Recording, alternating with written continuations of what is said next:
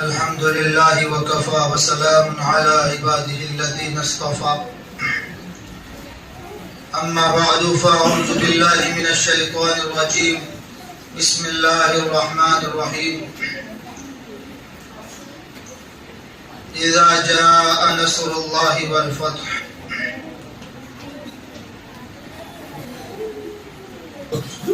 صدق اللہ العظیم۔ باہر سے آئے ہوئے مہمانان کرام کا تہہ دل سے شکریہ ادا کرتا ہوں، اسکول کے پرنسپل سے شکریہ ادا کرتا ہوں، اور میرے سامنے بیٹھے ہوئے نونہال طلباء و طالبات اور اس اسکول کے تعلیم دینے والے ٹیچرز، ان سب کا تہہ دل سے شکر گزار ہوں۔ میں اور آپ اچھی طرح جانتے ہیں کہ آج 26 جنوری گنتنتر دیوس ہے۔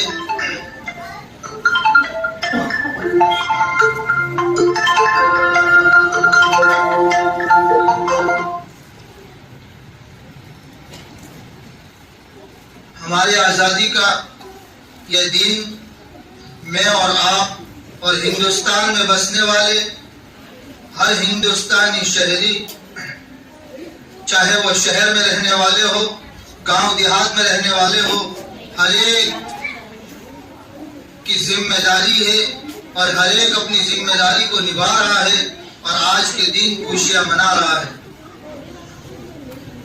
میں آپ کو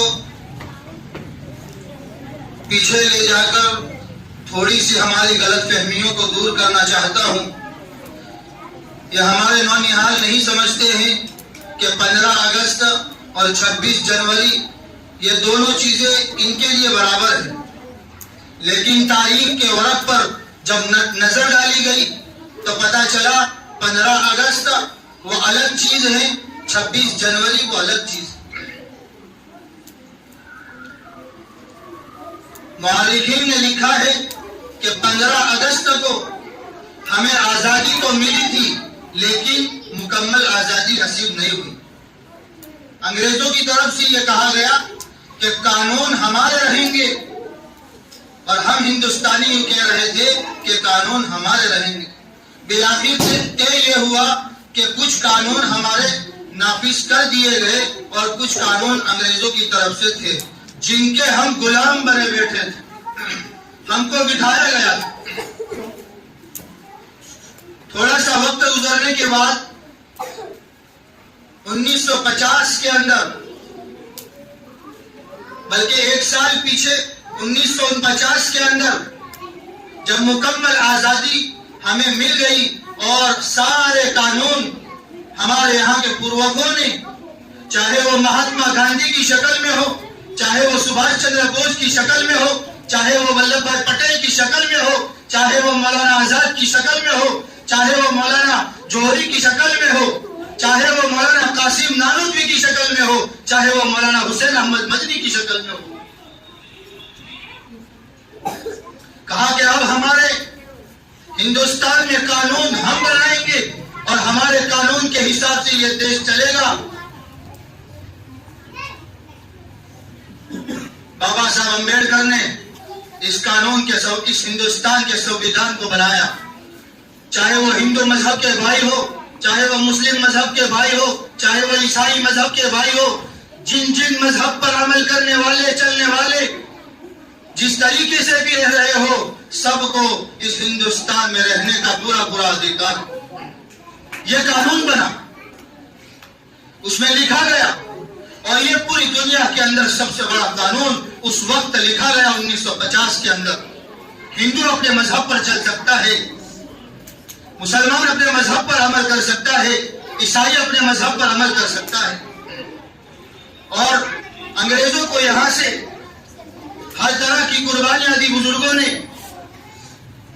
تاریخ اٹھائیے، تاریخ کے الٹ پلٹ کر دیکھیے، دلی کی چاندنی چوک سے لے کر خیبر تک کوئی درخت، کوئی پیڑ ایسا خالی نہیں تھا جہاں پھانسی کا پھندا نہ لٹکا ہو۔ ایسی قربانیاں انگریزوں کے سامنے دی ہے، لیکن یوں کہا گیا کہ ہم ہماری جان تو نچھاور کر دیں گے لیکن اس مٹی کو ہم نہیں چھوڑیں گے۔ انگریز آپ کو یہاں سے جانا پڑے گا، یہاں سے جانا پڑے گا۔ 50,000 یا 55,000 علماء کرام کی تعداد مورخین نے لکھی ہے کہ اس ہندوستان کی وجہ سے، اس دیش کی وجہ سے، اس کو آزاد کرنے کی وجہ سے انہوں نے اپنے شہادت کے نذرانے پیش کیے۔ جائیے دیکھیے آج ہندوستان کی تاریخ کو اور پڑھیے کہ ہمارے بزرگوں نے کیا کیا قربانیاں دی۔ مہاتما بنانے والے، بڑا عہدہ دینے والے یہ ہمارے علماء کرام اور بزرگان دین ہیں۔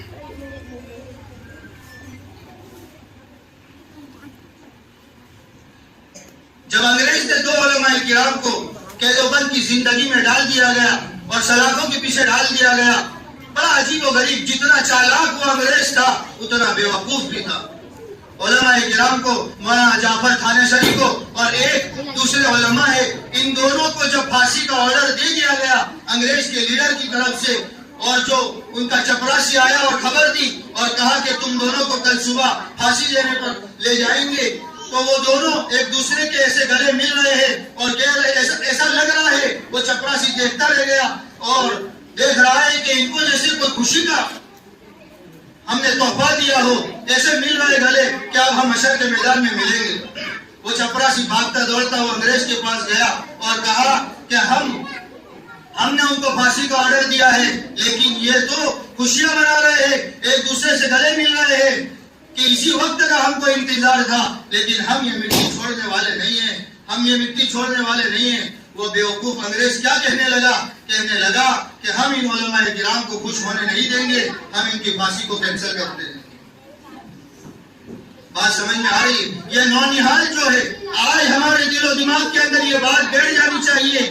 پورا ہندوستان آج خوشی منا رہا ہے کہ 26 جنوری کے دن ہم کو ہمارا قانون ملا، ہمارا دیش ملا، ہماری یہ مٹی ملی جس میں ہمارے پروجوں نے قربانیاں دی تھی اور اپنے جان کے نذرانے پیش کیے تھے۔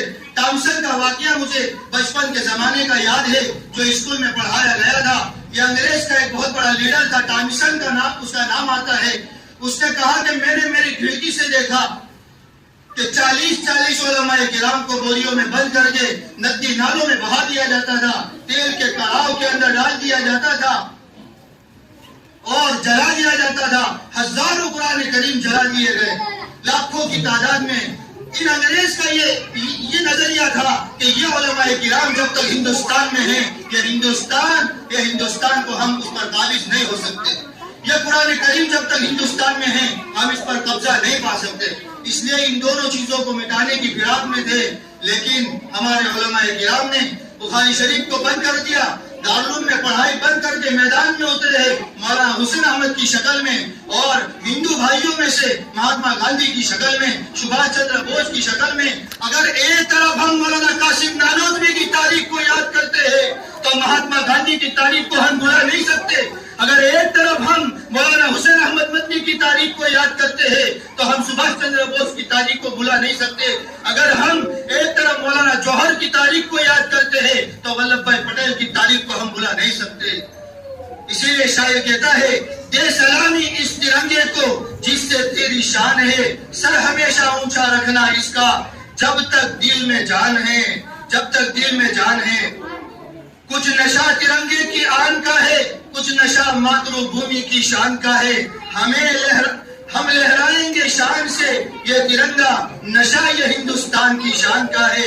کچھ تو بات ہے میرے دیش کی مٹی میں، کچھ تو بات ہے میرے دیش کی مٹی میں، صاحب سرحدیں کود کر آتے ہیں یہاں دفن ہونے کے لیے۔